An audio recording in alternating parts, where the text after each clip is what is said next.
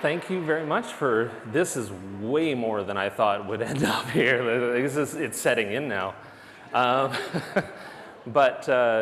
yes, thank you for coming. My name is Travis. You've all got cards, hopefully. Now, I'll start off this whole thing with a couple of confessions. I'm a really awkward wallflower at parties, which is why I really should not be right here. It took me probably 4 years to feel like I was getting comfortable in what I was doing as a customer success professional. 4 years before I was like, yeah, I got this. And the final one is that everything that I learned to do well in my role, I stole wholesale from you. And very liberally. So if you think back to your first 2 years in your career, what was the feeling? Was it easy? Did you just kind of like muddle your way through it? This, by the way, this is a very participatory session. So yeah, like hands up if you just felt like the first 2 years you didn't know what you didn't know, so you just kind of wandered through the, yeah, okay, that was me too, thank you. Yeah, so the first 2 years I was trying to set up a customer success process within our team for what you know as staff-based email. And those first 2 years, like I said, were a ton of fun. Look at that smiley team.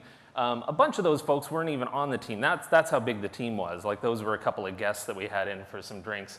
And you'll see my partner in crime during that time. We were the first customer success person and the first account executive. Ramina's actually sitting in the back. Put your hand up, Ramina. She's still here. We're still kicking 7.5 years later. But the tough part came, as I'm sure many of you have experienced, when you had to start scaling, right? When you had to start making relevant, your role relevant to the business, providing value, delivering results. That gets a lot tougher. That comes after about that first year, 2 year kind of period. Meetings, again on the confession train here, meetings with my one-on-ones with my direct report. Her name was Pam, lovely person, so warm, so nice. But I was going into those one-on-ones feeling like I was walking into an interrogation. You know, the flop sweat, and I was worried that I was going to confess something, and it was a lot of anxiety, and it was a lot of pressure, and I didn't know why I felt like that all the time, because I shouldn't have been. You know, to be fair, I had plans, I had strategies, I had a lot of little wins under my belt, but for some reason, I still had that anxiety, that imposter syndrome every time I walked into those one-on-ones. And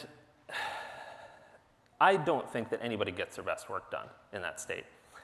So yeah, I wasn't fumbling through my role, but again, confessions, and I need your participation here, does anyone else feel like this when you go into particular meetings?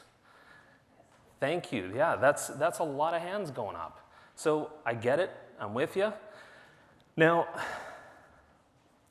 I was extremely busy all the time, and I shared this vulnerability with you because I want you to share some vulnerabilities with me, and you've already done that. But we're going to do this in a little bit of an odd way. We're going to play bingo. You all have bingo cards, and what we're going to do is instead of bingo, we've got the feeling when you identify with any one of those things written on the sheet. So the first person to raise their hand and make a line, this is what we're going to do. We're going to first make a line, then we're going to make an X, and I have prizes for both, and then we're going to make a square around the outside. So what I want you to do is as we get to that slide, if you identify with that feeling, I want you to cross it off, and then when you make a line, we've got some prizes. So,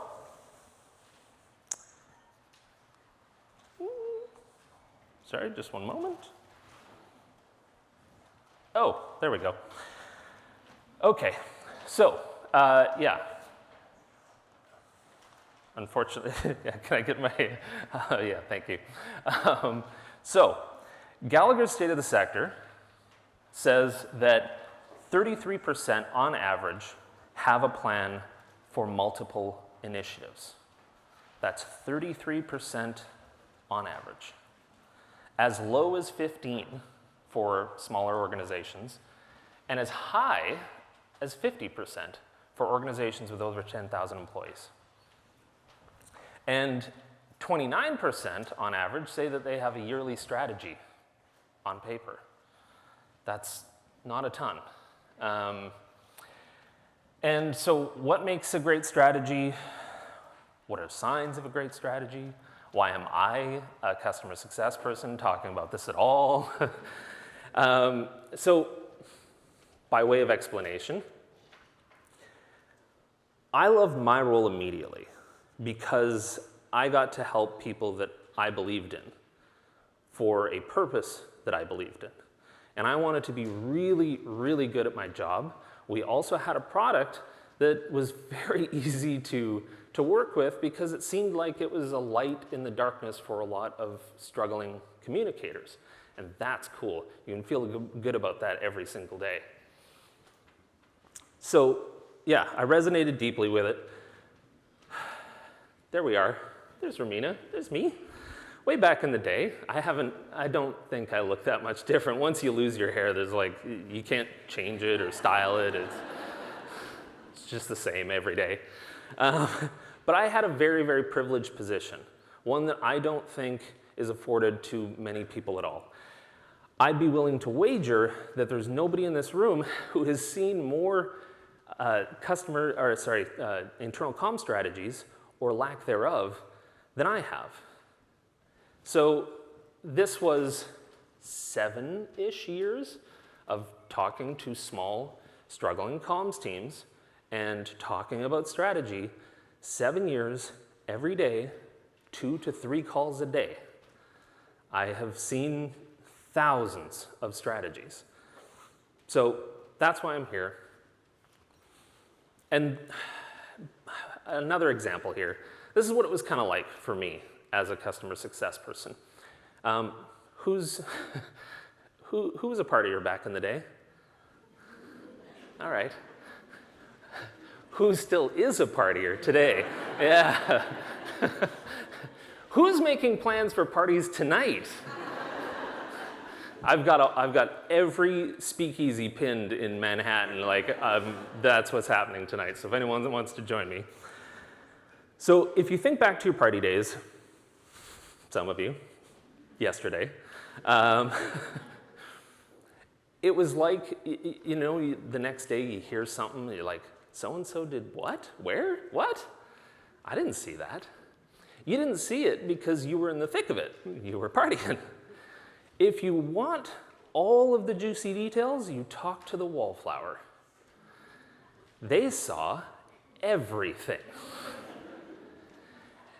So that's what it was like for me, being a customer success person, trying to help out a lot of internal comms folks, is that there was always that gap.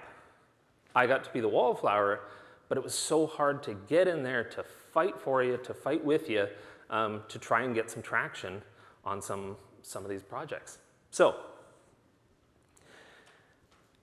from there, yeah, there's also a lot of carryover between CS and internal comms. And I'll actually demonstrate. So this same here.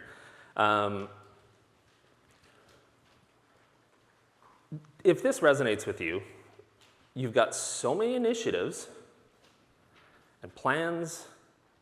It's so hard to measure their outcomes. Yeah? Same thing in customer success. We're always fighting fires. We're trying to help as best we can. When things aren't going well, it's probably your fault, right? Yeah, same thing in CS. When things are going really well, it was probably a change that we made elsewhere. Like that was. And then finally, you're measured by what feels absolutely unmeasurable. It's so hard to prove your value. So here we go. We're going to start playing bingo now. The first one. Internally, everyone has a loose understanding of what my role does. If you resonate with that, cross it off. So, yeah, if this feels familiar, customer success is very much like this. I was always struggling with, again, proving what I was doing. You know, I was following all of the advice, I was setting SMART goals, and it wasn't until we started to use OKRs that things really started to click. Because if you haven't used OKRs before, you know, we've got objectives and key results. And I know a lot of folks tend to use OKRs, but maybe not to their fullest potential. But what I really loved about this was that every single time I talked about my OKRs, we had a purpose that was defined very, very clearly that told the story on my behalf to our senior leadership team. And that started working for me. I didn't have to tell the stories because they could see how I was affecting things. And the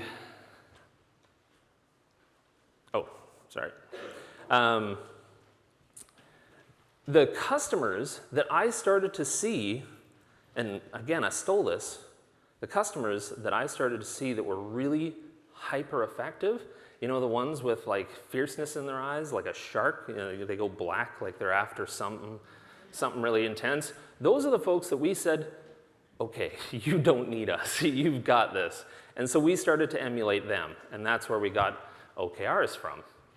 And what I noticed is that they started to really start to get into their stakeholders. They looked at their stakeholders, they said, what do you want me to accomplish for you? And then I started to do that, and it started to work. So for an example, we had a customer that we worked with for a long time. They were a zoo. And their biggest problem was that they didn't want to be perceived as a zoo. This came from their senior leadership team. They said, you know what? Zoos, they got a habit of being pigeonholed as animal prisons. We do a lot of conservation efforts. Fix this for us. And they did. And they started to work on this, and they grabbed their stakeholder objectives. And because it had that leadership endorsement, then they were able to start to hone all of their communication objectives around that singular purpose. And so, yeah, like I said, I stole that. Yes, I stole it, wholesale. The story of that impact starts to tell itself because we had each one of these key results. The problem that I kept running into is that all of the meetings that I was showing up to, I was just sharing some KPI of just like, yeah, I'm here, we're at 40, whatever that means. You know, we all did it. We all went to these meetings and everyone starts sharing their numbers, and it has no context. And OKRs changed my whole life because, yeah, it got super, super easy. The next one.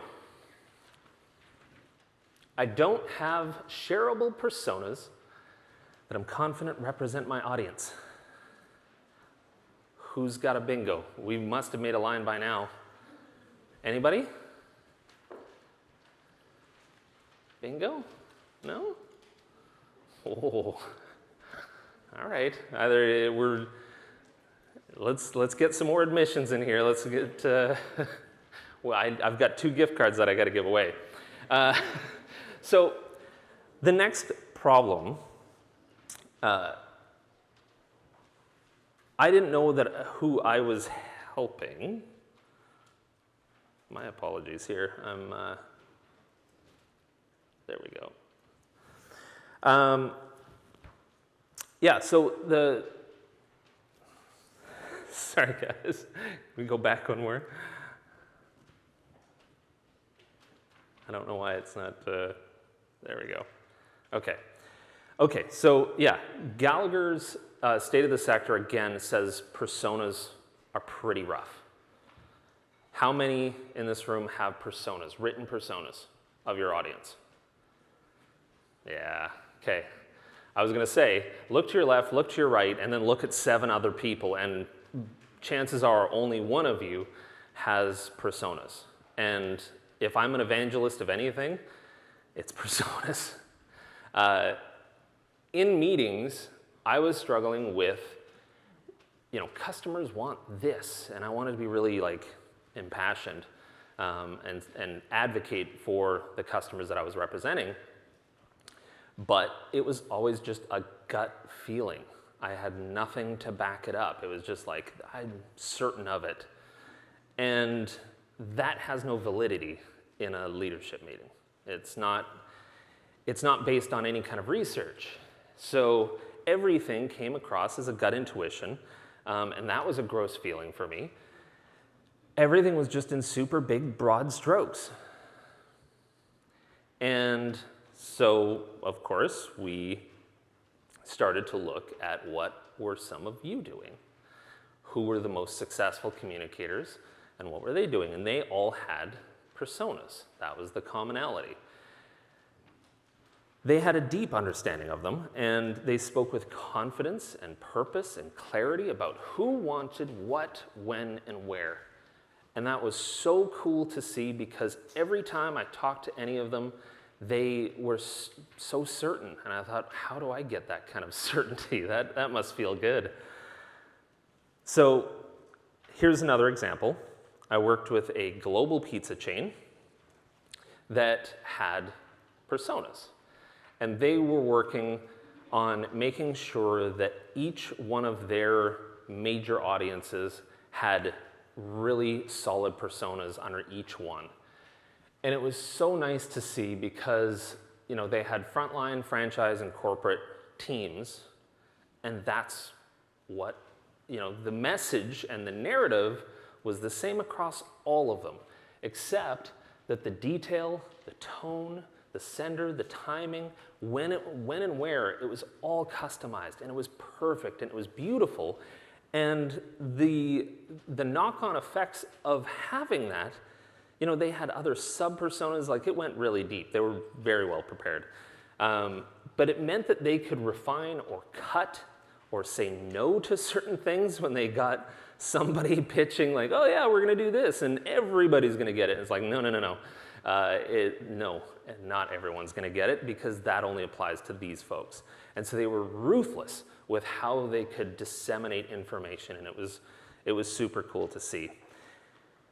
So that's when I said, okay, well, we need some kind of personas. We went about developing personas. If you're trying to do this for yourself, this is what it looks like. And it doesn't have to go into intense detail, but we're looking at what kind of tasks do people do. A good spot to start here is looking at your org chart. But what are they trying to achieve in their day-to-day? What are their daily concerns? What do they want reassurance on? What are some of their worries and fears? Where do they tend to hang out within your comm structure? And all of those can be baked into those personas. So once I had personas, every single new task that we took on became way easier. I could finally articulate what our customers wanted, because we had all of these really well-refined personas. The next one. I have very little time to work on strategic goals on top of daily sending and tasks. Oh, who? No, no. What's the one?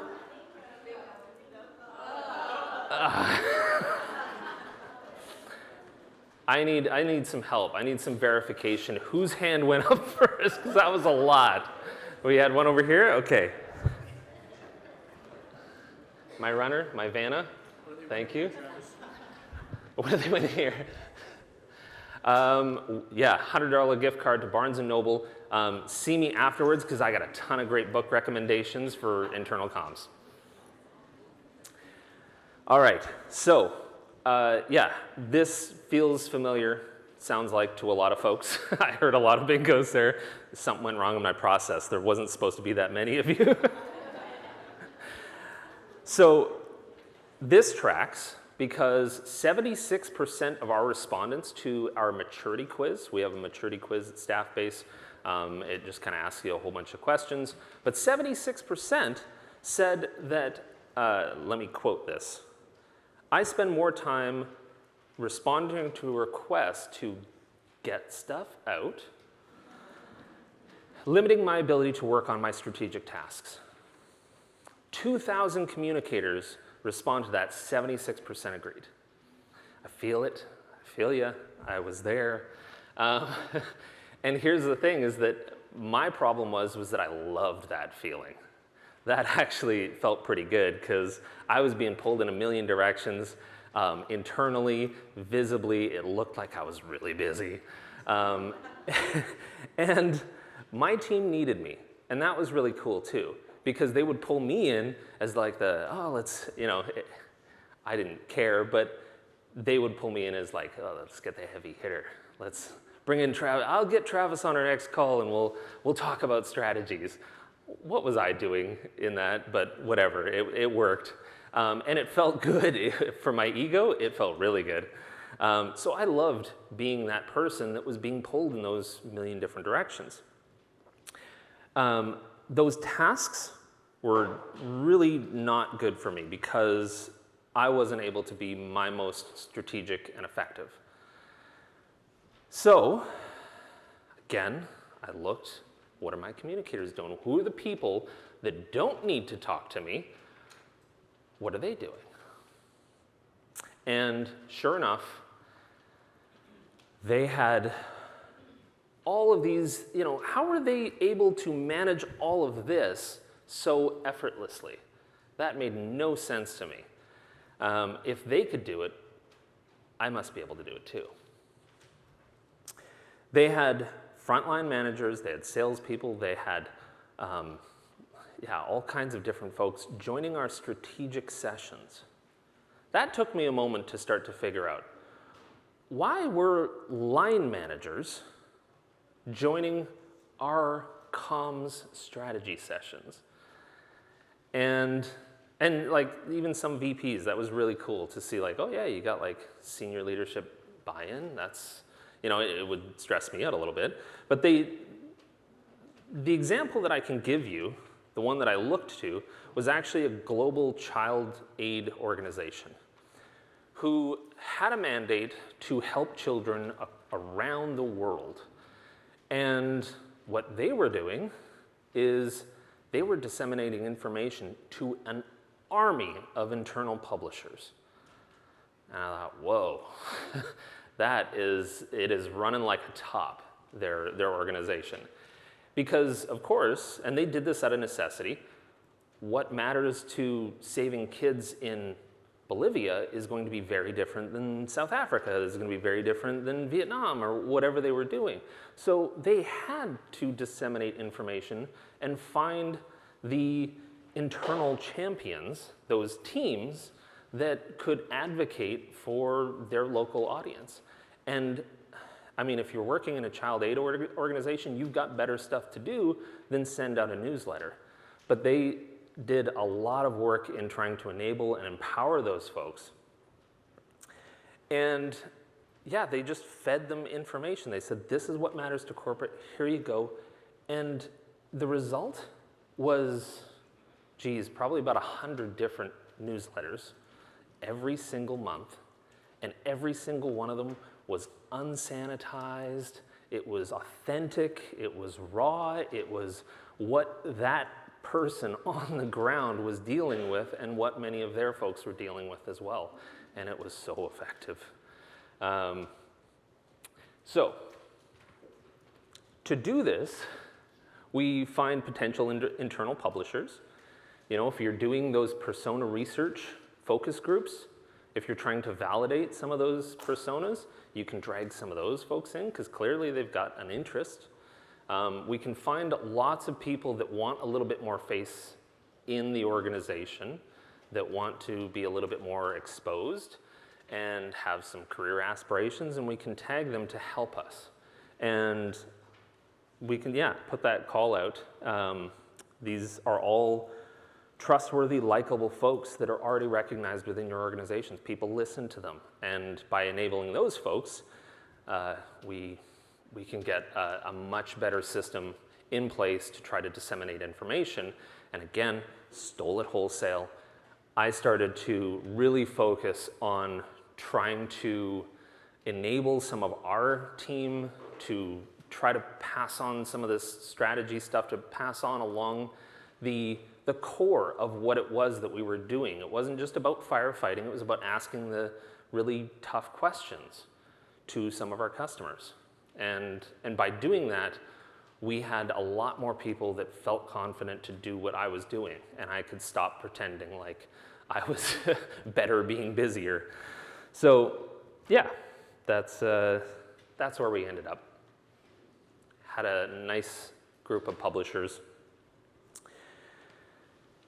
This one. Yes, we got another one. You want to do a lap, Baron? Just to get the steps in, or? Thanks, bud.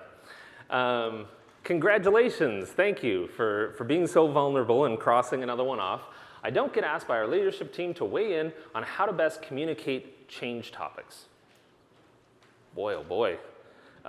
Yeah, show of hands, who can identify with that one? I'm seeing a lot around the room. Thank you.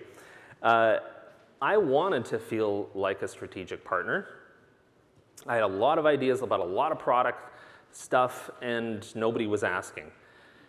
So in meetings, the meetings that I eventually got to go to, they felt very one way. I was taking notes. It was, hey, we're doing this. That sucks. You know, I was brimming with opinions. And that's when, again, I started looking at some of our customers.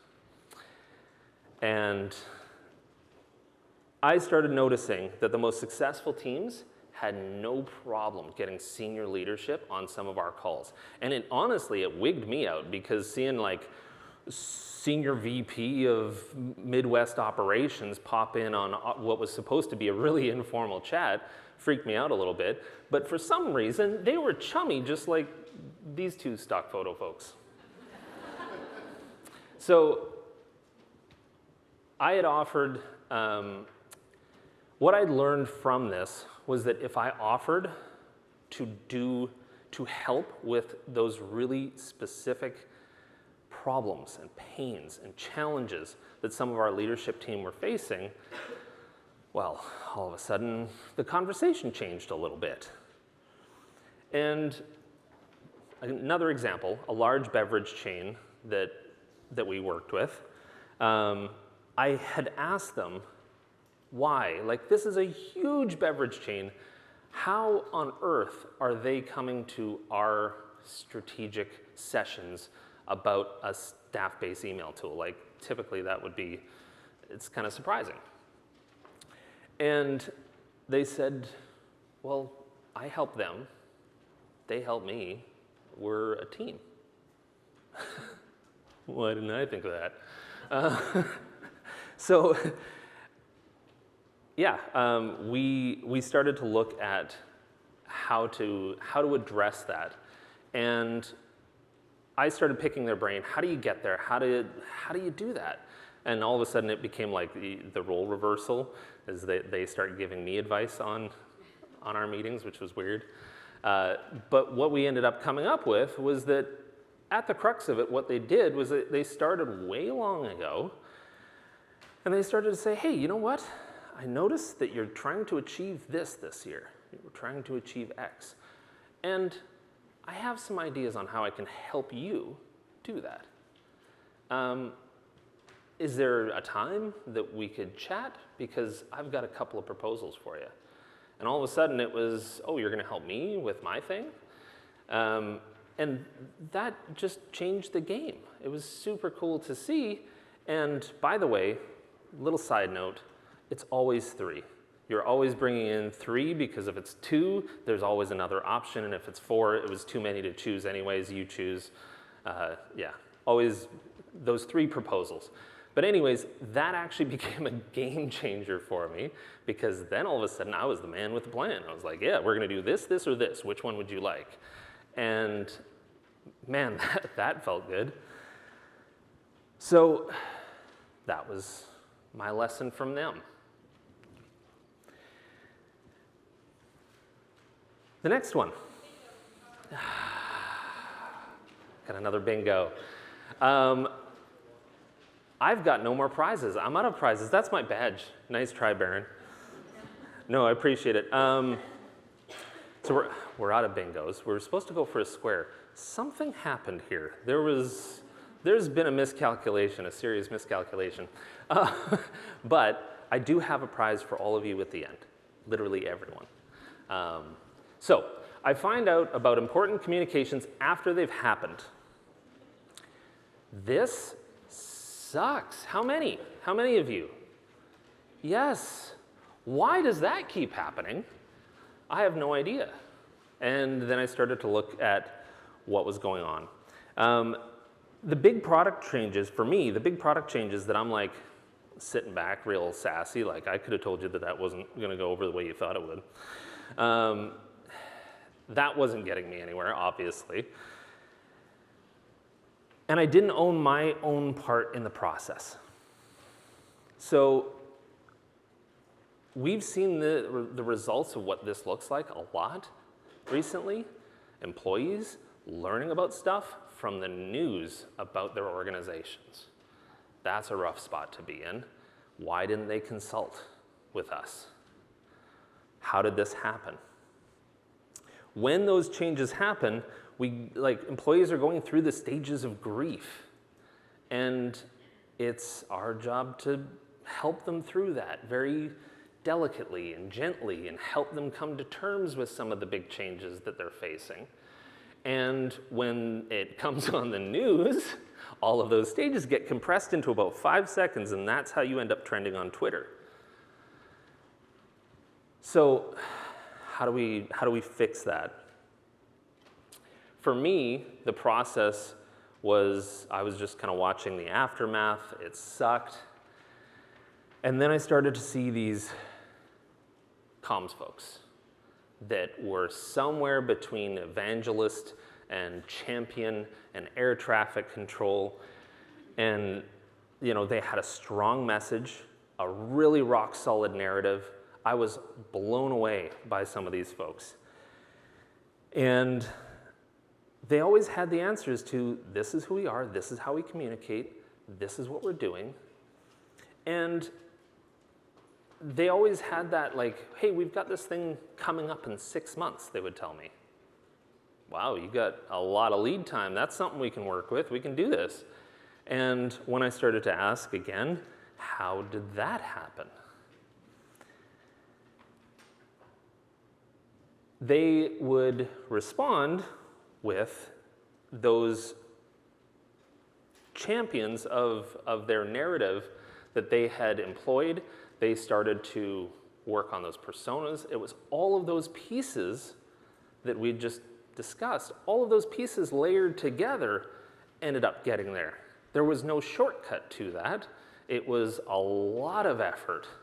I was looking for an easy answer. I got a really complex one, but then it started to make sense. It was all of those pieces pieced together, personas, the publisher network, all of those were what it took. So they had rock solid strategies, they had proven methods of delivery. And with all of those, they started to flex that muscle and say, yeah, you want something from me. I've got the network, I've got the personas, I've got the know-how. And this, like I said, it happened really, really slowly, but eventually I had product managers that were like, hey, Travis, can we get your thoughts on this? It happened so slowly and so subtly that I didn't even notice it. And damn, it felt good.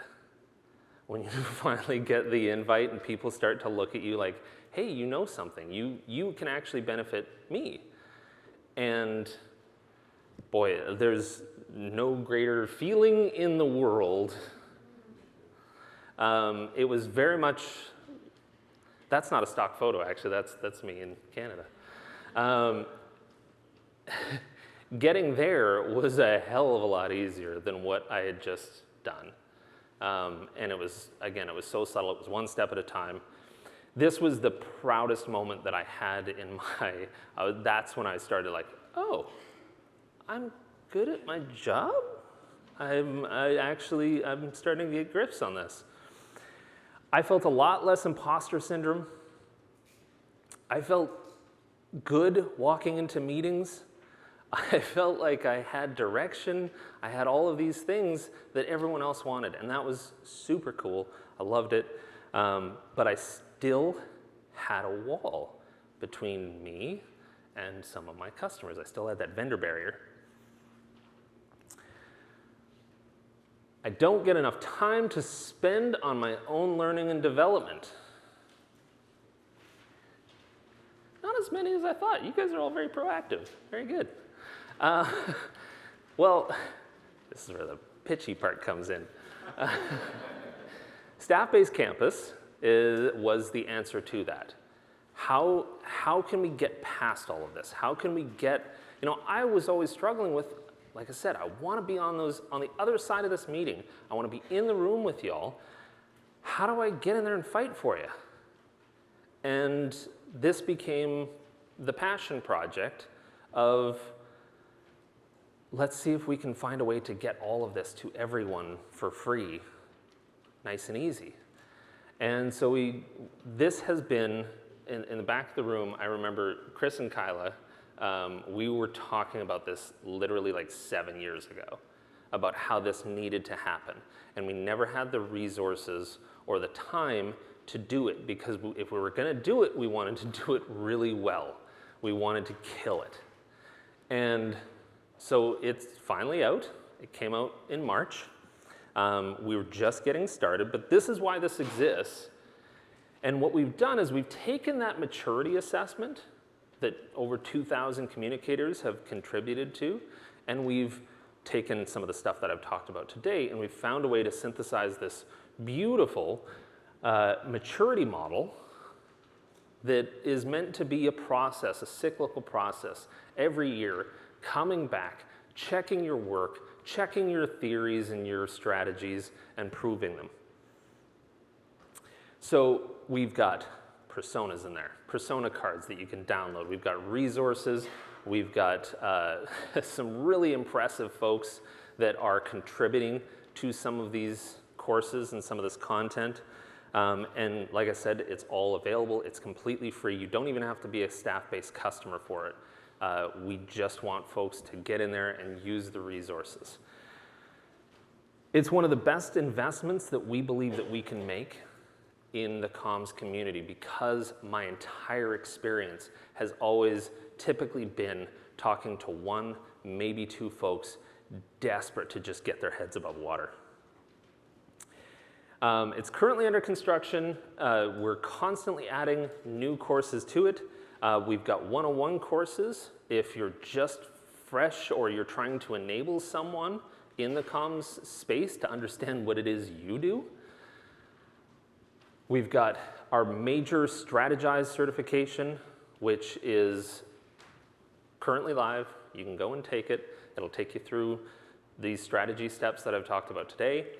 Then, like I said, we have our 101 course for folks that are fairly unfamiliar. And then we also have platform training, which is, again, one of those things that I kept seeing, which is how do we get folks on your teams? How do we build that internal publisher network? How do we get them certified on the product before you hand them the keys? That became the potential answer, is like, go get a badge, and then we'll talk about the product. I'll show you around. I'll show you how we're going to give you a newsletter and enable you. All right. I don't feel like I get to learn from my colleagues and peers enough. Hands up. Yeah, okay, I see a couple. This is, again, very sharing bunch. I expected more hands. We're launching peer learning. We're leaning into peer learning big, because one of the coolest things I ever saw was a group of communicators all whipping out their phones and showing off their newsletters and giving each other advice. That was super cool. We're launching peer learning where groups will do matchmaking and will put you through the course, and you can all share your thoughts, your ideas, your strategies with each other. So this is launching later on this year. You're the only ones that know about it. I don't get enough recognition for my efforts. I should see every hand for that one, right? Yes. With Campus, you gain shareable certifications. You can post them, but more specifically, it's just our very, very small way of trying to recognize the skills that you all have, of trying to celebrate that, because it's really cool. I personally get along with so many of you because you're all very empathetic, impassioned, wonderful people. And I mean, what's not to like? You all are doing amazing work. So hopefully keep it up. Know that there's a lot of us that are rooting for you.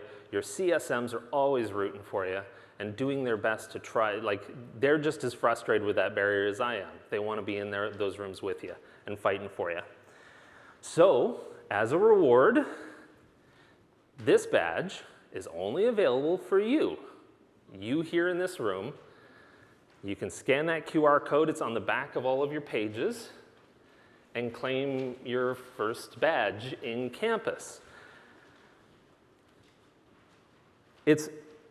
Again, it's one of those things. I hope you prioritize yourselves.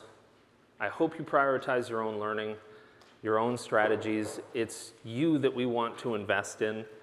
Learn from each other, challenge each other. You're at Voices, so I really hope you're taking every opportunity to not just talk about the weather, where you're from. Let's talk about strategies. Let's open up, and because I've talked to a lot of you, and in one-on-one scenarios, you all are very forthcoming. You're oversharers, and I go, oh no, I shouldn't know this. So that badge is available for you. Go and claim it. Tell us what you think about Campus. I hope you love it. We're here to build it for you. So connect with me. Yeah, that's it. That's what I've got for you. So hopefully you all go claim that badge. That's your final prize.